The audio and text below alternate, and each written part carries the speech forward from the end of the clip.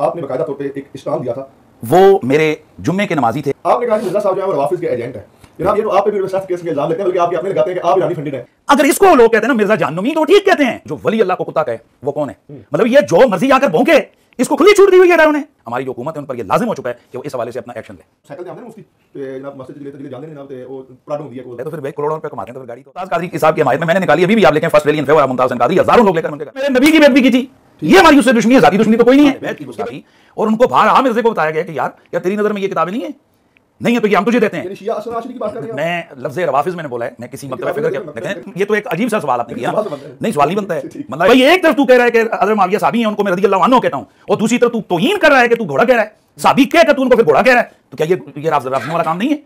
तो तमाम सुनने वाले मैं उनसे कहूंगा कि ये वो बदबख्त आदमी कि जो अल्लाह के वलियों के बारे में, बुजुर्गों के बारे में, उलमा के बारे में ये कहते हैं कि इस तरह के शेखुल हदीस कुत्तों की तरह गलियों में फिर रहे हैं। मतलब एक तरफ इसको वज़ू ने कहा नहीं, सजदा अल्लाह के सिवा किसी को नहीं हो सकता। फिर आज की हुजूर मुझे इजाजत दीजिए कि नुक़ब्बिल यदैका व रिजलैका, मैं आपके हाथ और पांव चूम लूं। तो फ़अज़िन लहू, हुजूर ने फरमाया चल हाथ और पांव चूम ले। तो अब रसूलुल्लाह का प्रोटोकॉल है, उनके पांव चूम सकते हैं, बाकी किसी नहीं, ये नहीं बात ये भाई, ये तो कोई बात हुई।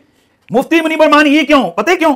इसको पता है कि बहुत सारे तंजीमी या जो कोई अंदरूनी जमाती इख्तिलाफ। फजाइल के बयान शुरू करो, हम देखते हैं तुम्हें कितने लोग देखते हैं। तुम भी, हाँ भाई तुम भी तो, हमें कभी मेरी तस्वीर है, कहीं मुझे रिबटल है, कहीं मुफ्ती तारिक मसूद को रिबटल है, कहीं किसको, कहीं बुजुर्गान दीन को गालियां। जिहाद फर्ज हो चुका है, और अगर फर्ज हो चुका है तो पाकिस्तान आर्मी या हमारे आर्मी चीफ अगर नहीं इसका ऐलान कर रही, लोग कहते हैं फर्ज हो चुका है। देखें बात यह है कि हमारी जो आर्मी या दीगर जो हमारे इदारे हैं जो इसके जिम्मेदार हैं, बिल्कुल उनके लिए तो ये फर्ज हो चुका है। इस वक्त जुल्म हो रहा है, तो आप धमकी तो लगाओ यार, ये अपनी इकानमी के पीछे चक्कर में पड़े हुए हैं। आपको क्या मिला कि आप इतने अरसे से यूरू कर करके तो आप लोग उसी जगह खड़े, फिर एटम बम है आपके पास। यार खुदा के बंदो, तुम इतना तो गैरत ईमानी का मुजाहिरा करो। तो बिल्कुल हमारे चीफ साहब पर, हमारी जो हुकूमत है उन पर यह लाजिम हो चुका है कि वो इस हवाले से अपना एक्शन ले।